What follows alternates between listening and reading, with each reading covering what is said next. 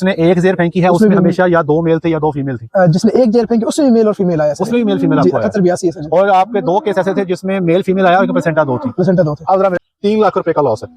लेकिन मेरा मानना ये है, अगर ये 3 लाख बचाते बचाते 3 लाख पे कमाते कमाते यहाँ से कई सारे लाखों का नुकसान हो सकता है। डॉक्टर साहब ये इधर दिखाएं जरा, ये माशाल्लाह सारे पीस खड़े हैं, सेहतमंद है माशाल्लाह, एक्टिव है और इन पे अल्लाह की जात का बड़ा करम, बड़ा एहसान है। जी सर। जैसे ही 2 नंबरी होगी इस सारे माल में बरकत खत्म हो जाएगी।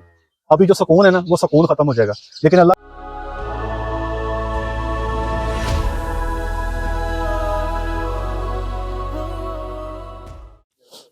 बिस्मिल्लाहिर्रहमानिर्रहीम, अस्सलामु अलैकुम वरहमतुल्लाहि वबरकातुहू। मेरा नाम है डॉक्टर मोहम्मद मुज़म्मिल हसन। एक नए सेक्शन के साथ आपकी खिदमत में हाजिर हैं। तमाम तारीफ़ें अल्लाह पाक के लिए जिसने मुझे आपको पूरी कायनात को बनाया। मेरे साथ मिलकर दुरूद शरीफ पढ़ लें। अल्लाहुम्मा सल्लि अला मुहम्मदिन व अला आलि मुहम्मदिन कमा सल्लैता अला इब्राहीम व अला आलि इब्राहीम इन्नका हमीदुम मजीद। अल्लाहुम्मा बारिक अला मुहम्मदिन व अला आलि मुहम्मदिन कमा बारकता अला इब्राहीम व अला आलि इब्राहीम इन्नका हमीदुम मजीद। ये जानवर देख रहे हैं आप, पजा पजू को पकड़ लिया इसको। इस जानवर को एक्सप्लेन करने जा रहे हैं आज आपको। डॉक्टर साहब पहले बताएं क्या है ये सर ट्विन बर्थ आई थी, एक मेल और एक फीमेल। एक मेल और एक फीमेल पैदा हुई थी, उसमें इसको फ्री मार्टन बोलते हैं। तो ये जनाब कितनी एज इसकी? सर इसकी तकरीबन साल होने वाली है और इसको रखा इस वजह से था कि उसकी जो मदर के दोनों प्लेसेंटा थे। अच्छा, तो आपने इसलिए रखा है इसको। डॉक्टर साहब ये कह रहे हैं कि इसको रखने की वजह ये है कि इसकी माँ का जो प्लेसेंटा थे वो, ये डॉक्टर साहब बता रहे हैं कि वो 2 थे, उस वजह से डॉक्टर साहब कह रहे हैं कि इसको रखा गया। मेरे हिसाब से ये अभी भी खुश रही है। पहले भी सर एक चेक की थी आपने, वो उसके भी 2 प्लेसेंटा थे, लेकिन ये कुछ टेक्निकल सी इंफॉर्मेशन है जो मैं देने जा रहा हूँ। ये जरा गौर से सुनिएगा, मेरे डॉक्टर साहबान सुन लें, उनको भी इंशाल्लाह ये इन्फॉर्मेशन सुन के बड़ा मजा आएगा।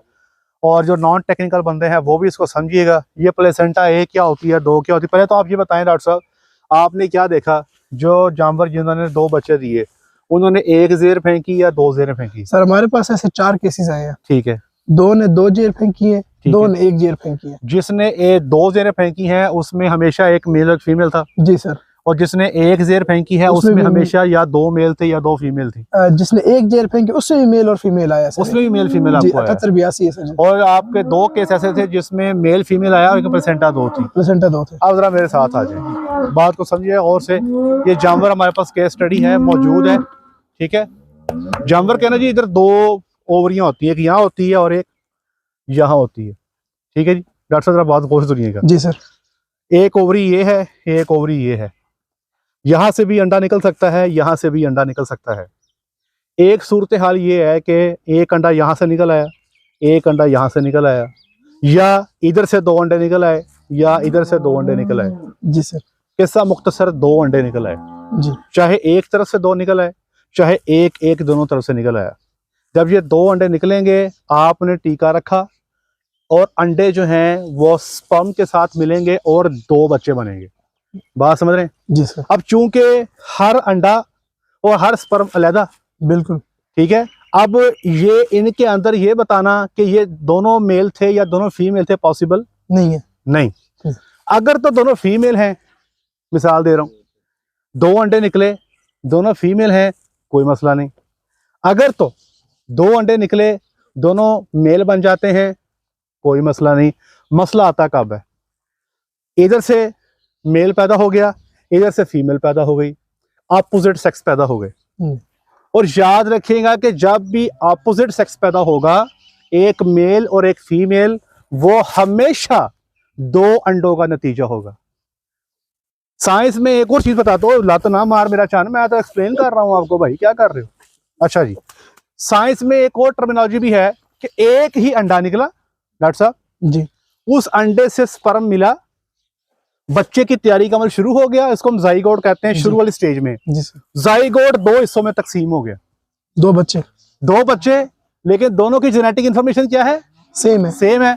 तो अगर मेल है तो दोनों क्या होंगे? मेल। अगर फीमेल है तो दोनों क्या होंगी? फीमेल। इसका मतलब ये हुआ कि अगर एक अंडा और एक स्पर्म निकल रहे हैं और जाइगोट बन के 2 हिस्सों में तकसीम हो रहा है, तो इसमें फ्री मार्टन नहीं होगा, पॉसिबल ही नहीं है। जेनेटिक इंफॉर्मेशन सेम है। जेनेटिक इंफॉर्मेशन सेम है।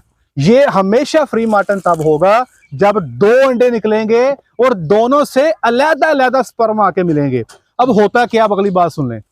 ये मेल फीमेल, जी सर। समझ नहीं रहा साहब, अब इकट्ठे ग्रो कर रहे हैं, ठीक है जी। डॉक्टर साहब, मेल के जो रिप्रोडक्टिव ऑर्गन्स है ना, मेल के जिनसी अज़ा वो पहले बन जाते हैं, जो फीमेल के जिनसी अज़ा हैं वो थोड़े से बाद में बनते हैं। बाद में बनते हैं। अब जो ये 2 बच्चे इकट्ठे पलते हैं ना, इन 2 बच्चों की जो ब्लड है, वेसल्स हैं, खून की नालियां, वो आपस में ऐसे मिल जाती, मिल गई जी। जब खून की नालियां आपस में मिलती हैं तो इसका ब्लड इसमें, इसका ब्लड इसमें।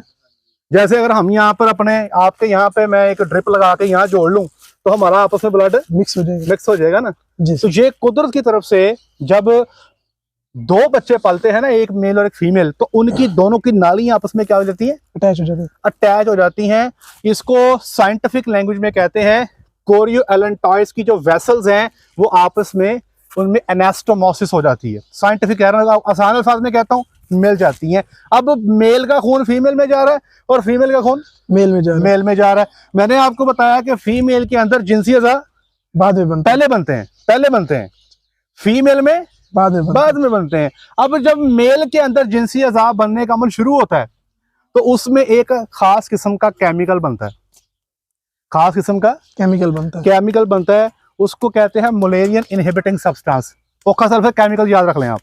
वो केमिकल जब फीमेल के ब्लड में जाता है ना तो वो उसके जिनसी अज़ा को बनने नहीं देता, जिसकी वजह से खुसरी पैदा होती है।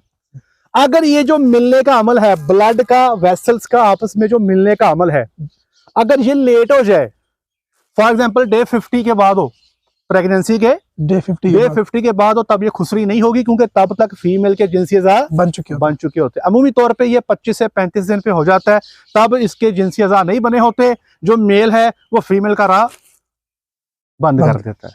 तो अब देखते हैं कि ये कहानी हमारे साथ क्या होने जा रही है।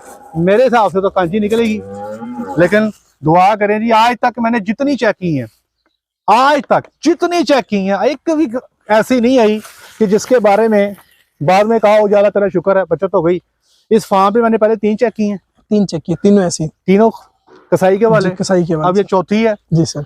अब मुझे समझ ये नहीं आती कि आप हर दफा रात के क्या, मतलब क्यों, समझ नहीं आती मुझे। रेड कलर है ना। डॉक्टर साहब इधर आए सामने से, बिस्मिल्लाहिर्रहमानिर्रहीम। इसको हम चेक करने जा रहे हैं। इसके अंदर ना जी ऑर्गन ही मिसिंग होते हैं। अच्छा जी, तो कॉर्ड नुमा से बिल्कुल कार्ड सी होगी डॉक्टर साहब ऑर्गन, और नए बंदे को तो मिलेगा ही नहीं डॉक्टर साहब। अच्छा जी,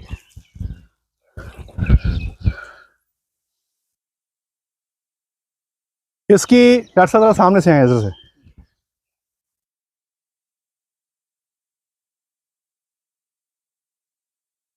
हल्का सा यूट्राइन हॉर्न्स का हल्का सा इंप्रेशन है, ठीक है जी, हल्का सा, लेकिन वो फील करने मुश्किल है। और जो ओवरीज हैं वो दूर दूर तक कहीं नज़र नहीं आ रही, छोटी सी भी फील नहीं हो रही, मतलब इतनी छोटी है कि फील ही नहीं हो रही। सर्विक्स इज मिसिंग डॉक्टर साहब। तो ये कांजी है डॉक्टर साहब, ठीक है, सही किया इनको कसाई दे वाले कर दो।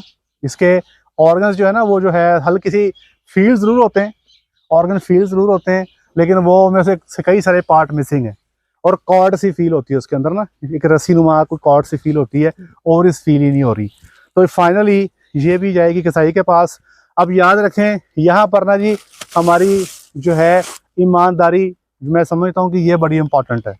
अब ये बच्ची बाहर से देखकर, कितना वेट होगा इसका सर? इसका अभी जो लास्ट टाइम 296 वेट था, 296 वेट है। अब इस टाइम किसी भी बंदे को दे के उस गरीब का ये 4 लाख की सुकून से निकल जानी है। अगर इसको ब्रीडिंग के तौर पे दिया जाए, आराम से कोई बंदा शौक से ले जाएगा कि जो रेड कलर है, ये है, वो है, लेकिन उसके साथ ये बहुत बड़ी ज्यादती होगी, ठीक है जी। क्योंकि जब इसने गब्बन ही नहीं होना, जब इसने प्रेग्नेंट ही नहीं होना, तो फिर इस जच्छी को लेने का फायदा क्या डॉक्टर साहब? जो भी लेके जाना चाहता है वो इससे दूर लेना चाहता है ना। इसलिए हम इस किस्म के जानवर को ना तो व्यापारी के हवाले करते हैं, व्यापारी के हवाले होगी तो ये पहुंच जाएगी मंडी में, मंडी में जाके जनाब कई सारे शौकीन हजरात ठक इस पे पहुंचेंगे और ठा करके इसको खरीद के ले जाएंगे। रेड कलर वलैती। और दूसरा, ना हम किसी फार्मर को देंगे, ठीक है जी। फार्मर को भी अब हम तो कह सकते हैं ना कि भाई हमें तो पता नहीं था, लेकिन हमें क्यों पता नहीं था, हमें तो पता है, इसलिए फार्मर को भी नहीं देंगे। और जो अपना व्यापारी है उसको भी नहीं देंगे। एक दो बंदों ने कहा भी है कि यार हमें दे दो, कोई नहीं, हमारी जिम्मेदारी है, हम नहीं देंगे। क्योंकि अगर मैं समझता हूँ कि अगर हम ये जानते बूझते हुए किसी ऐसे बंदे को दे देते हैं जिस पे हमें अंदेशा है कि वो जाके 2 नंबरी करेगा, तो गुनाह में बराबर के शरीक हैं। इसलिए इसका बेहतरीन हल है इसको ज़िबा कर लिया जाए और इसको जो है खा लिया जाए। या बाज़ लोग क्या करते हैं कि जानवर को बड़ा कर लेते हैं कुर्बानी के लिए और उसको बकरा ईद पे कुर्बान कर देते हैं। अभी हम इसका इतना वेट तो नहीं करेंगे, हम इसको कसाई के हवाले कर देंगे ताकि जो है इसकी जो है बड़ा ज़बरदस्त इसका गोश्त होगा, अवाम इसका गोश्त खाए, इंजॉय करे। छोड़ दें इसको बेटे, आप छोड़ दें। तो मैं एक चीज़ यहाँ पे अपने फार्मर्स को बताना चाहता हूँ कि देखिए यहाँ पर जो फ़ायदा है ना जो नज़र आता है, अभी कसाई को कितने की जाएगी डॉक्टर साहब ये? तो मैक्सिमम भी हो ना तो 1.5 से ऊपर, 1.10 1.20 इधर ये लाख ला लो जी सर। लाख रुपया कसाई दे देगा। अगर मार्केट में जाती है तो 4 लाख की सेल हो, 3 लाख रुपए का लॉस है। लेकिन मेरा मानना ये है अगर ये 3 लाख बचाते 3 लाख पे कमाते यहाँ से कई सारे लाखों का नुकसान हो सकता है। डॉक्टर साहब ये इधर दिखाएं जरा, ये माशाल्लाह सारे पीस खड़े हैं, सेहतमंद है माशाल्लाह, एक्टिव हैं और इन पे अल्लाह की ज़ात का बड़ा करम है, बड़ा एहसान है। जी सर। जैसे ही 2 नंबरी होगी इस सारे माल में बरकत खत्म हो जाएगी। अभी जो सुकून है ना वो सुकून खत्म हो जाएगा। लेकिन अल्लाह का शुक्र है इस फार्म के जो ऑनर हैं, he is a very honest man, dead honest man.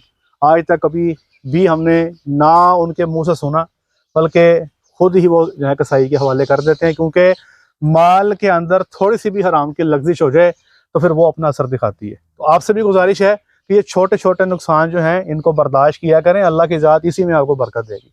मेरी बहुत शुक्रिया, उम्मीद करता हूँ कि ये फ्री मार्टन का कंसेप्ट आपको समझ आ जाएगा या कांज खुसरी का कंसेप्ट आपको समझ आ गया होगा। पहले मैंने एक वीडियो बनाई थी जी सर। लेकिन उसमें ना वॉइस क्वालिटी ज़रा पुअर थी जी। तो आज मेरा ख्याल है कि माइक चेंज है। उम्मीद है कि आपको ज़रा मज़े से समझ आ गया होगा। बहुत शुक्रिया आपका, आज के लिए इतना ही। अपना ख्याल रखें, दुआ में याद रखें, 5 वक्त की नमाज बाजमात अदा करें। अस्सलामु अलैकुम व रहमतुल्लाहि व बरकातुहू।